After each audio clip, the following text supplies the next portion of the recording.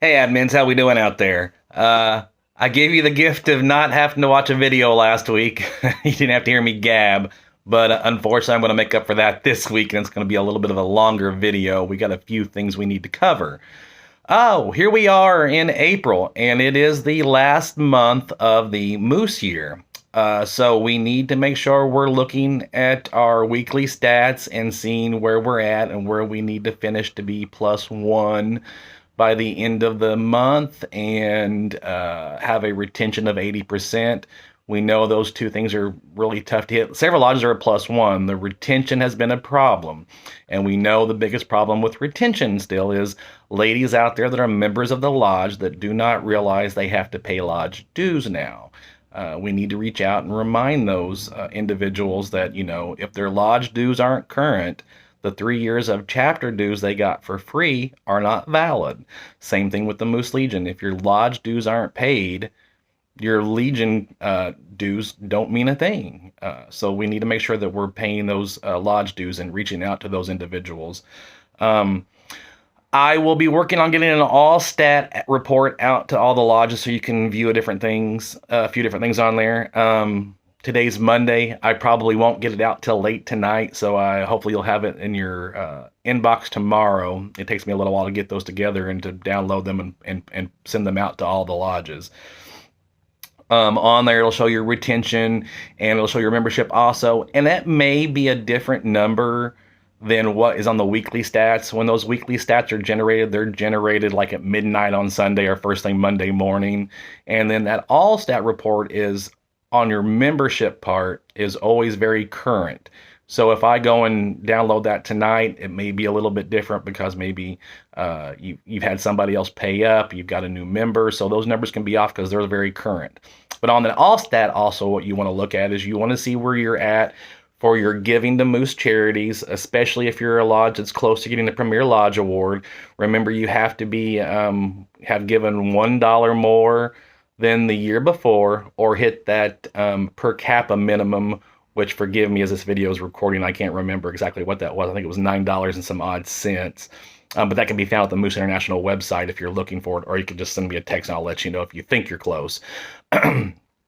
Also, you have to make sure you give endowment 10 out of 12 months of the year. Now, we've had some trouble with that this year.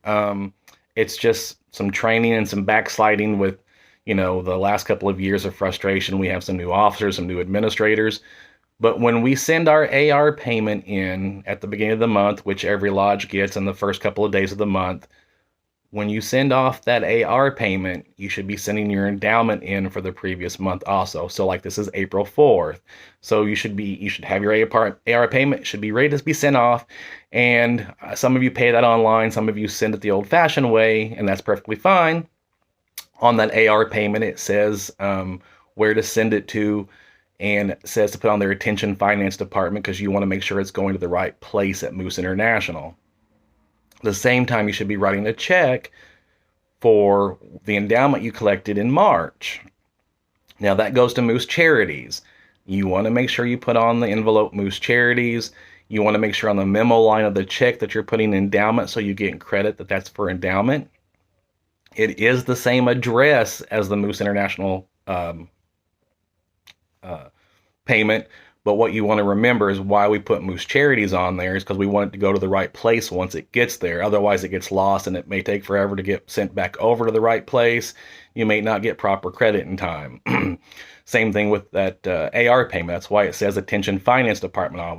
We want to go right there. We don't want to get lost around the regular headquarters for someone to open it, find out what's going on. It sits there for a few days, then it gets sent over to the right department, and maybe you don't get credit for sending it in on time. So those should always be taken care of. If you've not worked on that so far, you need to get on that.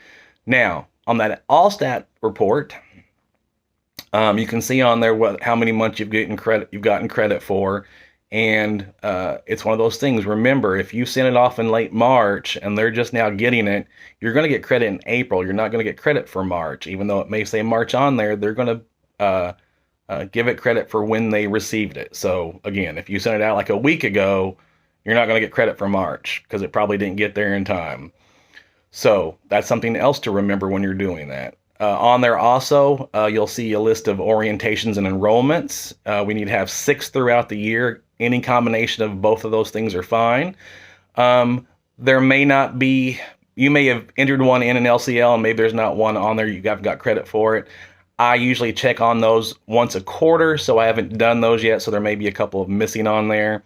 When you guys put that in there that you're having an orientation or enrollment, it's my job when I'm on the road to make sure that you guys are offering that. Again, even if no one shows up for the class, for the enrollment or the orientation, if you're offering it, you're going to get credit for it. So you have to either have it in a newsletter, on your community calendar board, post it on the door somewhere. That's what I'm looking for, is that you actually are offering it somewhere to give you guys credit for it. So if they're not on there yet, don't worry, they will be. I always check those at the end of each quarter just to make sure that they're on there. Also on there, nope, I think that's it as far as that goes. Now, I do want to talk a little bit about some lodges that are not doing things correctly. We've said in the past that, the Indiana Gaming Commission, the IRS, all the other agencies that are always kind of checking in on us, they've kind of been in hibernation the last 2 years because of COVID, and some of those government agencies, they still weren't, doing in-person visits and things like that. Well, they are back out again, and we need to make sure that we're following certain policies because, luckily, nobody in Indiana yet, but the IRS has been out, and lodges are not doing their corporation duties, having proper meetings, keeping proper minutes, not having enough officers, and the IRS has deemed them unincorporated. So we need to make sure that we're following those rules. We're getting into election time. Elections are happening now, and we have to remember that officers have 60 days to get their lodge leadership training done when they get elected. They have to have that every 3 years. So if they're a brand new person, there are some classes. Right now, they're just up north. I'm sure that our training coordinator is probably going to have something in the southern part of Indiana. But if you go online right now, I know there's one in Crawfordsville and one up in Hobart. Of course, I've always suggested if they've never been through training before, they go to a live in-class, in-person, just because they can ask questions and learn more. But they're always more than welcome to do the online version also. If they've been through the class before and they just need a refresher because it's been 3 years since they've taken it, they can do the online version. That's perfectly fine. We also have to remember that to be an officer in the lodge now, you, as a man, you have to be a Moose Legionnaire, and a woman has to belong to a chapter somewhere. Even if their lodge doesn't have a chapter, they have to join a chapter somewhere or be a member of General Assembly. So that's something to remember, and if they currently aren't, they don't have to be a Moose Legionnaire or in a chapter to run for an office, but once they get elected, they have 60 days, just like the training, to get it done, or else they'll be removed as an officer. And I'm telling you now, on both those things, when it comes to lodge leadership training and being in the Moose Legion or in a chapter, we are going to strictly enforce that this year. They got on us last year. We had some problems. This year, we are going to follow those rules. So you'll see me in the lodges checking that more often. The only other thing I have right now is I do want to mention some 990 things. May 1st is the time we can start our 990s. Of course, you can always start working on some of that earlier and have it done. We do not need to be filing extensions in September and then them not getting done till later. There's no sense that you have from May 1st until September 15th to get those completed. Now, I have been made aware of a few issues, and I know, I think I may have even already mentioned this before. Some lodges are receiving notices from the IRS saying they did not file on time or have not filed at all, either last year or even the year before that, and have sent a fine out. Do not pay that fine.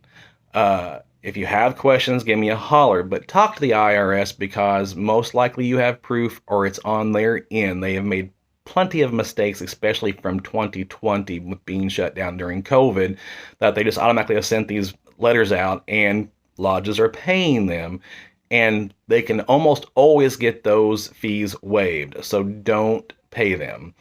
Again, we just know of another lodge that just got an another notice, and they know not to pay that. They're going to try to get that taken care of. Now, in the past, you've had to have proven when we sent the 990s in the old-fashioned way through the U.S. mail. Hopefully, you had a certified letter or one of those green cards showing when you'd sent it in, or you had something postmarked to know, and they'll waive that fee. It's not a problem. Now, because we have to file electronically, if you're doing it yourself in the lodge and you're the person filing those papers, make sure that when that gets transmitted, you're saving a copy and or writing it down, the transmission number, because it's very important. If you have a CPA doing that for you, which is how we recommend lodges do it, is go through a CPA. Make sure they're printing up that copy and you have that transmission number, whether it be in an email or printed up once they've sent it off. And it wouldn't hurt on the top of your 99 to go ahead and write that transmission number. It's several numbers long, and I can't tell you how many numbers it is, but that way, in reference, if they say in the future you haven't sent it in, you have the electronic transmission file, and that's very important because the last couple of years, it seems like the IRS is really making mistakes, and again, they're the government. We mess up, it's our fault. They mess up, it's still our fault. That's just the way the government works, so we want to make sure that lodges are keeping that money, not giving that money over, because once you send that fine in, good luck trying to get it back. You may or may not. And if you do, it may be 6 months to a year and a half before you ever see it. So I know some lodges can't afford that. So again, just make sure you're not paying that. And if you get that notice, let me know and give them a call. Alrighty. I went 12 minutes, so I'm sorry I went too long. We'll talk more next week about some other things coming up. You guys have a good week. Take care. Bye.